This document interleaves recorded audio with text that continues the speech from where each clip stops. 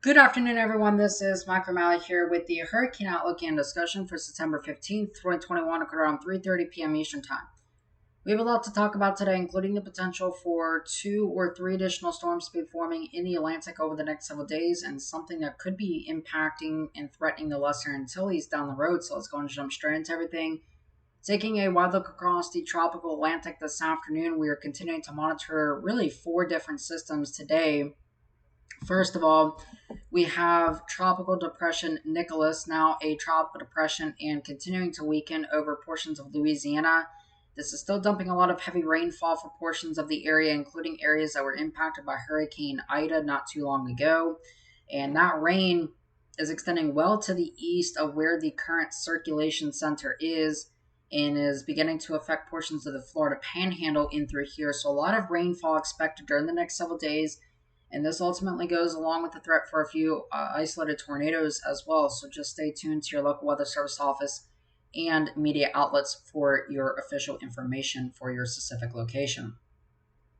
Now, turning our attention back out to the rest of the Atlantic Basin, we have Invest Area 96L, 95L, and a newly designated tropical wave here that has not been given an invest tag yet, but does have some probability of developing over the next several days as it generally heads off towards the north and west here. Now, looking at this from the standpoint of the tropical weather outlook from the National Hurricane Center, today we are focusing mainly here on these two systems, 96 and 95L. This wave here coming off of Africa may threaten portions of the Cabo Verde Islands during the next several days as it generally moves off towards the west-northwest. But these two systems here, 96 and 95, appear to be potential land concerns during the next several days. So how we're going to work this is we're going to move from west to east here and spend an equal amount of time on these systems. So first of all, looking at Invest Area 96L today. Now, we do notice that, again, we do have a broad area of low pressure and general circulation, mainly established right about in here. The hurricane hunters are flying into this area to determine if this is indeed a closed low-level circulation. Now, even if it is, this is likely not to be designated a tropical depression or storm, even if this is closed. And a main reason for that is the lack here of any convection near the center of circulation, and there's no real organization here. Maybe a little hint there of banding on that northern side, but none of it's really wrapping around. We notice that there is some dry air present in the environment, noted here by some of these arc clouds racing away from the convection over here. This indicates that we do have some dry air, and one of the reasons for that, if we take a look here at the water vapor satellite imagery, we notice that we've had a broad upper level low that's been sitting out across here during the last several days, and this has now begun to move westward with time, and as well as weakening. And this weakening is again caused by this upper level low just drifting around for the last several days, and naturally it begins to weaken with time. But we notice now what we're left with is a very sharp trough cutoff here. We can kind of see that again we have the clouds streaming in here at the upper levels, and we have this tongue of dry air that is kind of embedded within here.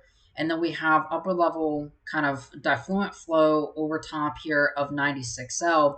And this is helping to create diffluent flow aloft, and again, that divergence in the upper part of the atmosphere and convergence at the surface, and this has led to convection across here. But this trough is also responsible for creating that shear. This tropical upper tropospheric trough, or TUTT, T-U-T-T, is responsible for creating a little bit of shear across this environment during this time. Now, if we take a look here at the GFS forecast, and we'll zoom into the Western Atlantic view, we can tell here that if we look at the 200 millibar wind, we can see that, again, this upper level ridging across here, and this little bit here of kind of this TUTT that's dipping in through here. And this is creating the presence of shear on the order of 15 to 20 knots. And for a storm that is not well organized, it is hard to get better organized in this type of environment. And we can see that the system doesn't really become all that better organized during the next several days. And in fact, again, if we jump back here to the 850 millibar vorticity, we see that there's only a broad area of vorticity here at about 5,000 feet off the ground that actually tries to consolidate. And this could be a subtropical system by definition as it approaches here. This is a couple hundred miles, just about 300 nautical miles off the coast of North Carolina during this time. And an even broader view here, again, kind of shows that we have this very large kind of sprawling system. And 200 millibar wind, not really all that impressive. This will be located in a pocket of moderate to high shear. And the development chances during this time don't look particularly high. And again, then this begins to transition into kind of an upper level feature in a mid-latitude cyclone during this time as it races off into the cooler waters. Now, ultimately, this could have some impacts here to portions of the Canadian Maritimes and Atlantic Canada. So certainly for folks up there, it is best to stay tuned to what's going on again. You guys just got hit with Hurricane Larry, but I'm not really too concerned about this, but a weak tropical depression or maybe even a storm is possible. And again, the GFS kind of shows an area breaking off here and dipping back into the warm waters. And this may have kind of another regeneration chance once after that time. But again, not really too concerned. This will be picked up and sent away. Pretty high confidence forecast as this trough here will begin to pick up the storm and carry it on out to sea. So no real significant impacts expected during this time. Now, focusing back over the tropical Atlantic, we have invest area 95L, and this has been the main talking point during the last several days or so for a very good reason. Now, we can tell that today, again, the surface rotation, or there is no real surface rotation, but the mid-level circulation, rather, is located right here, a couple hundred miles to the southwest of the Cabo Verde Islands. And what we can tell today is that there is a pocket of better moisture and more associated convection and deep convection with this particular wave today. And it is becoming a little bit more apparent that the wave envelope, instead of being tilted from southwest to northeast, let's try to draw a better line. Instead of being oriented from southwest to kind of northeast, it's more oriented towards from south to north. And that is certainly a more favorable orientation for a surface rotation to indeed form. And we can see that in the water vapor satellite imagery, there's a relative moist pocket surrounding here. Again, we don't really have a lot of outflow being generated at this time, but you can see that even the moisture off towards the north, it's not super dry. And even if this were to get entrained, it's not a super hostile environment, at least during this time for the next several days or so. Now, if we look here at the GFS forecast, and this is the 850 millibar vorticity, again, we can tell that, again, there is some semblance here of a circulation, and at least up in the, above the surface. And what this tells me, again, the GFS is likely underdoing the actual, compared to actual reality here. And one way we can kind of actually see that is by taking a look here at the 850 millibar vorticity maps. And we can see if we can pull that up. If not, what we will do is we will type in the 850 millibar vorticity maps, and we can see here that, again, there is indeed a decent circulation down in here. Not really as well defined here. Again, the GFS is kind of picking up on that, but it is a little bit more defined than what the GFS is actually showing for 2 p.m. this afternoon. Now, as we go forward in time, we can see that the GFS significantly delays development, and this is important because, again, the more delay that this has between becoming a tropical storm or even a hurricane, because this will likely be at least a storm, the longer this takes to develop is the further west it's going to get in the short term and then in the medium to long range. And this has several implications based on what we're seeing in the forecast guidance. So we'll pull out here and looking a wider perspective. And we'll look here at the 200 millibar wind pattern.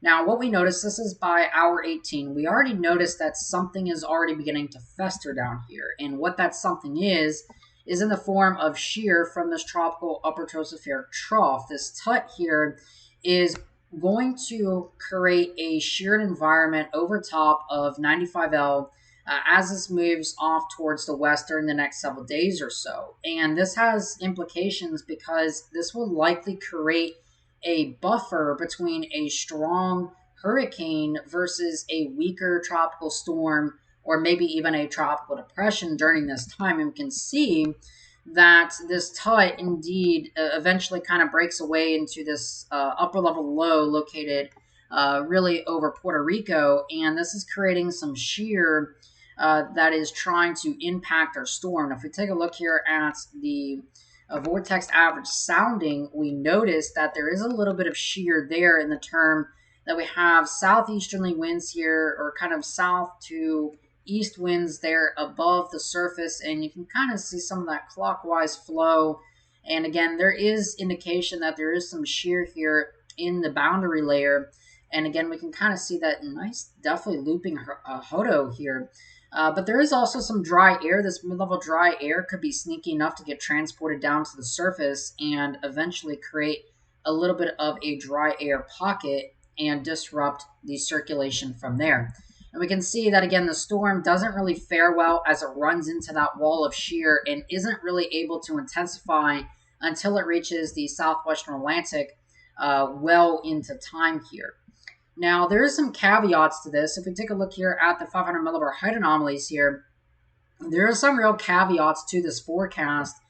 And if you look at this forecast here, this is a really amped up ridge over the North Atlantic during the next several days. And this is one of the things that does worry me a little bit, or I wouldn't say worry, but concerns me a little bit, as again, this ridge here could indeed be stronger than what is modeled here on the GFS. And we know that the ridging is often stronger than what is modeled in the forecast. And as this moves towards the west-northwest here, we've got this ridge here. Now watch what happens to this ridge is that we get this little troughiness to kind of develop. And this is actually here 96L that is creating this weakness here. So I think a lot of this also has to deal with how strong does 96L actually get. If it gets anywhere as modeled by the GFS forecast, and again, the 850 millibar vorticity shows that there is a fairly robust circulation here embedded within this trough, that we actually may have a storm, if stronger, that begins to pull northward and into this weakness here. And we can see how this weakness evolves with time, that again, we can kind of see this weakness is still there. We still have this kind of low here. Now, there is a building ridge, but there's also a cutoff low here. And we can kind of see how that low interacts, and eventually we get these two systems that end up developing and creating a natural weakness in the ridge. And at this time, a storm is generally directed towards the northwest like such, and we can kind of see that out with time. Now, keep in mind, this is hour 222, valid for 2 p.m. on Friday, September the 24th. This is a long time from now in the modeling world. Now, the European forecast does have a different scenario, but this, I will say, has not so good of a grip on probably what could happen here. It really bombs out 96L and creates a very decent weakness in this ridge. If we actually jump to the 500 millibar height anomalies here, we notice that there's a very significant weakness here because of 96L below this ridge, and that is likely to create a storm that is more likely going to be captured here and turned out to sea. And that is indeed what happens here on the European. HWRF model. This is a hurricane specific model. This is the 500 millibar height anomalies. What we are able to notice here, if we actually jump here to the 200 millibar wind here, is that again, we notice that there is a tut here on Saturday, and there is going to be some shear located in the proximity of this trough. Before the time, the storm is actually in a decent environment, and it doesn't look like we can get a sounding, but the storm is actually in a semi-decent environment and is able to really create its own anticyclone.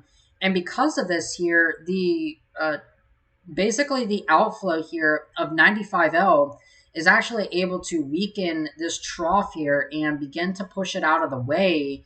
And we get a strengthening storm that is rather robust here at the end of the forecast.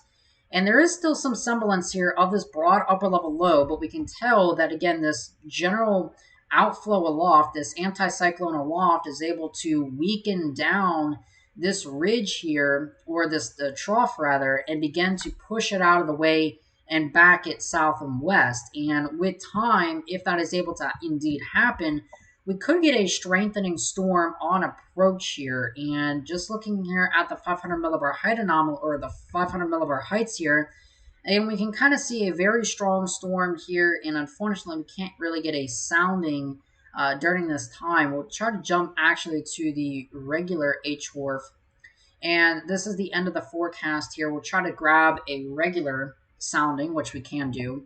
Now, we notice that there is still going to be some shear, and part of it is actually getting entangled here by the fact that we have the upper level anticyclone, but we also notice that we have some pretty strong flow at the surface, and these would be the trade winds. The general steering component would be out of the west-northwest here, or kind of out of the northwest at about 10 knots. So we will have a storm moving generally something like that or something like that during the next several days or so. The GFS ensembles here, if we take a look at the ensemble mean sea level pressure out here to about hour 180, we notice that compared to the previous run, we actually have a lot more storms that are actually embedded more towards the south here. So this will be something that we'll have to watch during the next several days to see whether or not this is a reality, or if the models here are underdoing what might be happening. So we'll be watching this very carefully. But right now, there is no significant concerns on the horizon, at least over the next 5 days. All right. That being said, I hope you have a great rest of your afternoon and evening. Of course, I am Michael O'Malley. I'll talk to you guys again tomorrow.